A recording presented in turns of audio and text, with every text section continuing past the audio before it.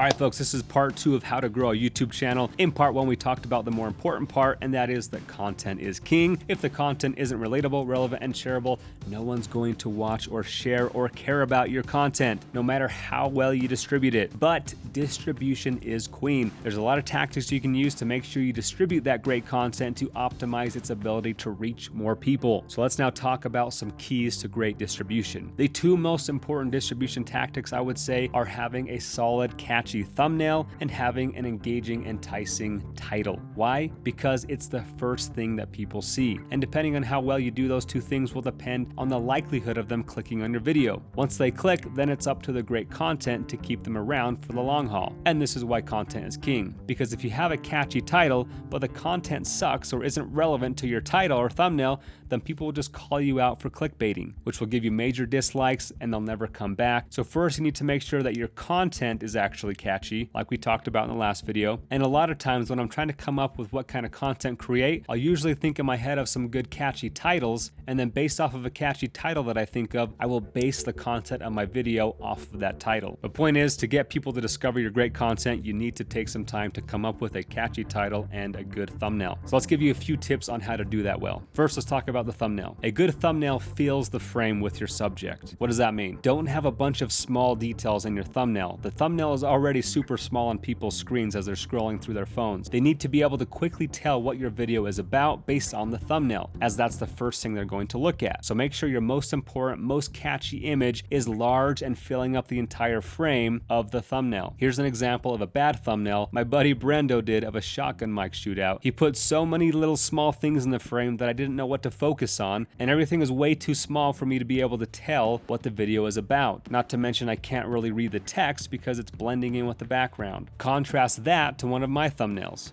I put my main subjects close to the lens so they're filling up the whole frame, and also use a shallow depth of field so they stood out from the background. I then added some supportive text that was much easier to read than Brendo's text that clearly let people know what the video was about just by looking at the thumbnail. Now, as far as using text in your thumbnail, I personally like to use some supportive text. I recommend making your text nice and big so that people can easily read it, using fonts that are easy to read, and only putting the most important words and keeping the words to a minimum. Use as few words as possible to describe what your video is about, and use the most relevant and relatable words that will catch the viewer's attention. Speaking of which, let's now talk about choosing the title for your video. After someone looks at your thumbnail, the second thing they will do is look at what the video is titled to see if it's a relatable topic that they're interested in. So I would say that the title is the second most important distribution tip behind having a good thumbnail. Also, many people type in the search bar looking for a certain topic, and depending on what the title of your video is will depend on whether your video pops up from their search. And if your video pops up first when someone types in a topic, that means you own that keyword. Own meaning your video is the first to show up for a certain keyword. For example, if you type in on YouTube how to shoot a commercial, or how to shoot real estate videos, or how to shoot an interview, or how to shoot a wedding, I'm the first video to come up. That means I own those keywords. I'm going to be the first videos that people click on when they type in those popular topics. This is one of the biggest reasons why my channel grows so well, is because I own popular keywords. And I actually just barely realized while making this video that I don't own the keywords how to shoot a wedding, but I do own the keyword how to film a wedding. But using the app TubeBuddy, I can see that how to shoot a wedding is searched a lot more than how to film a wedding. So I'm actually going to change the title of this video to how to shoot a wedding, because I'd rather own the keyword shoot over film, because it gets searched a lot more. So that's one tip, as well as to use the Chrome plugin TubeBuddy that will allow you to see how popular certain topics are and how competitive those topics are to be able to rank high for them. At the time I made those wedding video titles, I didn't have TubeBuddy, but now every time before I choose a title for my video, I go do some research typing in a variety of titles to see which ones have the highest search volume and what other popular videos on that subject have used as titles. And when choosing which words to use in your title, you should put the most popular, most relevant keywords earlier in the title. First words in your title will have a heavier weight than the last words in your title. So try and put your main keywords earlier on in your title. Also, try to use titles that would cause curiosity, like giving people a list of things they'll learn if they click, like top 10 tips to shooting real estate videos, or 5 things to look for in an LED light, or how she booked 80 weddings in a year, or $13,000 computer, is it worth it? How-tos or verses or listed tips or questions are all great ways to entice someone to click on your video. Now understand that owning keywords so that your video pops up first depends on more things than just the title relevancy. It also depends on how much engagement your video has. So if 2 videos are titled the exact same, the one with more likes and views will usually show up before the other. Or if one of the channels has more subscribers, or the content was released more recently. There's quite a few factors that go into which videos will pop up first, but one of the biggest ones is the relevancy of the title. So assuming you have a catchy thumbnail and a relevant title, you should be able to capture both people scrolling through their feeds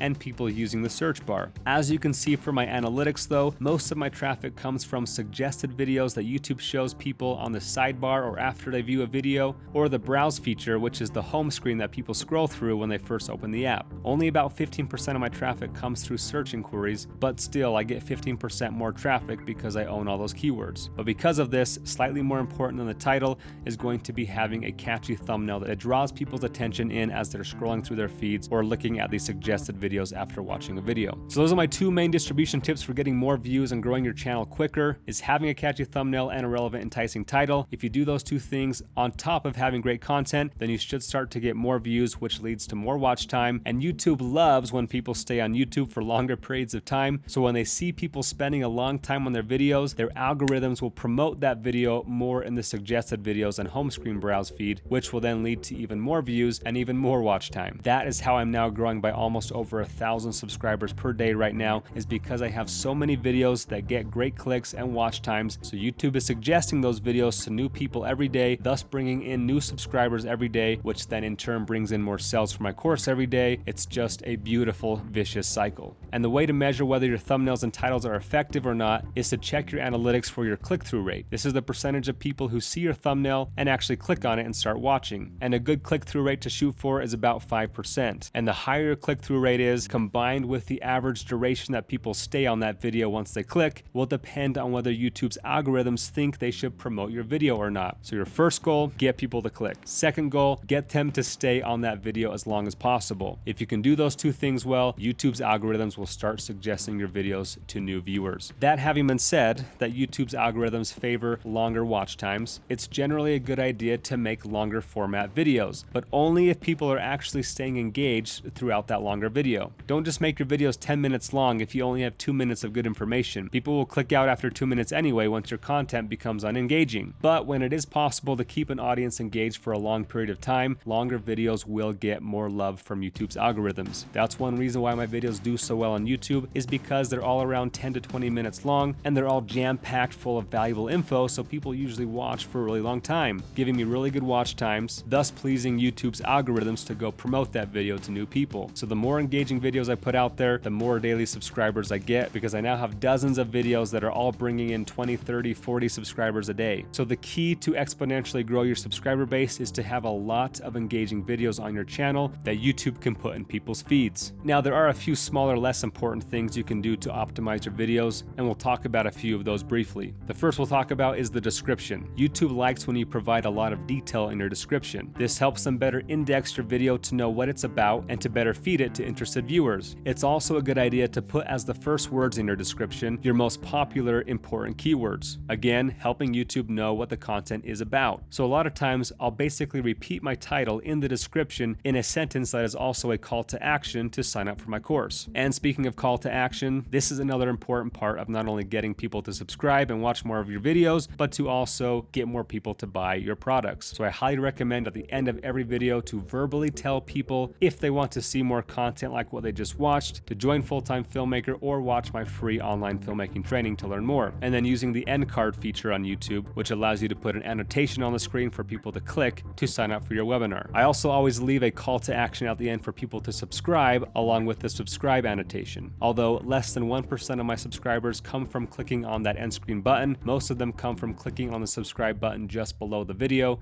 so just keep that in mind. Now, I always talk about this, but posting a video on YouTube is nearly worthless if you don't have a strong call to action. No point in posting great content if you don't get your viewers to take action after they've watched. So make sure to make it very clear what action you want them to take after watching. Another distribution tactic tactic is to use tags. I don't put a ton of time into this, but when uploading a video, I'll usually type in 10 to 20 tags of the most relevant keywords I can think of. Again, this just helps YouTube index your content and know who to present this video to. And again, the app TubeBuddy can help with this. You can go look at any popular YouTube video and see exactly what tags they used and just copy and paste them as your tags and maybe add a few of your own. Another tip that I don't use very much is commenting. Best practice is to pin a popular comment at the top of your videos. You should also go through all the comments on your videos and comment back to keep the engagement high. And you should also go on other related YouTube channels and comment on their videos to become more discoverable by other people's audiences. Commenting like this is kind of a time-consuming one, so it's not something I've done a lot of, but it definitely can help. Another tip to good distribution is consistency. This is a big key to keeping an audience engaged once they've subscribed. Now, the definition of consistent is pretty broad. Some say you need to shoot for posting once a week. Others say, no, you got to post every single day. Well, guess what? I've seen channels that have consistently posted every day or every week for months, and it didn't increase their channel growth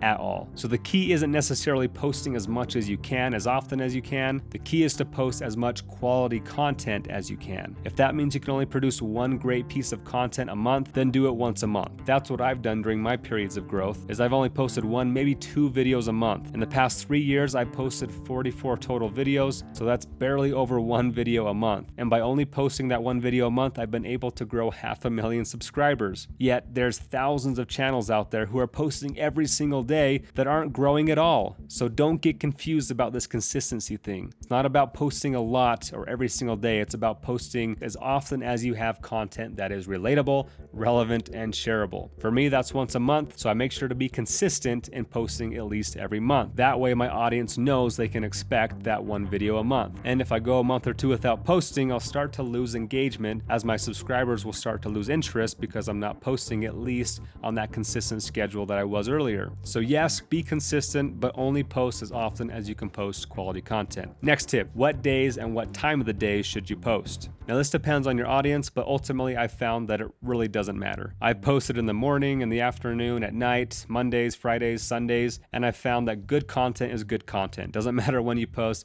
If it's good content, people will find it and they will watch it. That having been said, to optimize as much as possible, I usually try and post in the morning so that I have a full day to get as many views as quickly as possible. And I usually post on Monday and Tuesday mornings because I found that my audience is more active on YouTube in the beginning of the week than they are on the weekends. Also, by posting earlier in the week, that gives time for blogs and websites to see that content and potentially write articles about it to share with their audiences that week. But again, audiences vary, so do some research about your audience and when they're most likely to be online ready to consume your content. Whatever time you do choose, I try and stay consistent with that time so that your audience knows to expect posts from you on a specific day at a specific time. Now, I'm not very good at this, but generally my audience knows that I'll post roughly every month and usually earlier in the week and in the morning sometime. By being consistent in when you post, this will help your audience know when to tune in to look for your content. Similar to how TV shows are scheduled on the same day at the same time every week so the viewers know when to tune in to watch. Also, it's a good idea to start uploading in advance to let your videos process for a few hours before publishing so that YouTube has time to process it to show it in its highest resolution. Also, this gives YouTube's algorithms time to index all the data in your video to better optimize the video's reach. Another great way to grow your channel and get your content distributed to a wider audience is to do collaborations with other YouTube channels. Find channels with similar audiences to yours, build relationships with them, and look for opportunities to do videos together to cross-pollinate your audiences so you can each siphon off subscribers from each other. I personally haven't done a lot of this, but again, my first 10,000 subscribers came from working with Devin Supertramp for 3 years, so I was able to siphon off some of his subscribers. So even though I haven't done this well, I do plan on doing it more in the future, as I recognize this as a great way to grow and expand my audience. Now, there's a lot of other little distribution things that can be done, like creating playlists so that people continue watching similar content after they finish one of your videos, or like using the community tab to post polls or images to engage your audience in between your uploads, or being intentional about your channel trailer that plays for new visitors. So many little things you can do to make little teeny differences, but I've shared with you in this video the biggest things that I think will make the biggest difference. If you do those things well, I'm positive you'll be able to grow a successful YouTube channel. The hardest part, though, is coming up with content that people actually care about. So make sure to focus on delivering great content, but hopefully some of those distribution tips will help you optimize your chances of success even further. At the end of the day, guys, it's going to take a lot of work. The main reason most people don't succeed on YouTube is because they attempt it for a few weeks or a few months and they just give it up. I've had a YouTube channel for now 7 total years. I put in a lot of work in the past 2 or 3 years, but just realized that it takes years to grow a successful YouTube channel. So you got to stick at it and stay consistent. And lastly, in my opinion, growing a successful YouTube channel is a huge waste of traffic if you don't have a sellable product that you can pitch in all of your videos. It only takes 10 to 15 seconds at the end of every video, and it could make you millions of dollars on top of the other sources of revenue that YouTube will help you bring in. So again, I highly recommend to build some kind of course or digital product or have something of your own that you can sell and pitch in your videos to take advantage of all of your organic traffic. So there you have it, guys. Those are my tips for how to grow a YouTube channel. Hope this was helpful. Now get out there and start creating content like a king and distributing it like a queen. If you have any further questions, please let me know.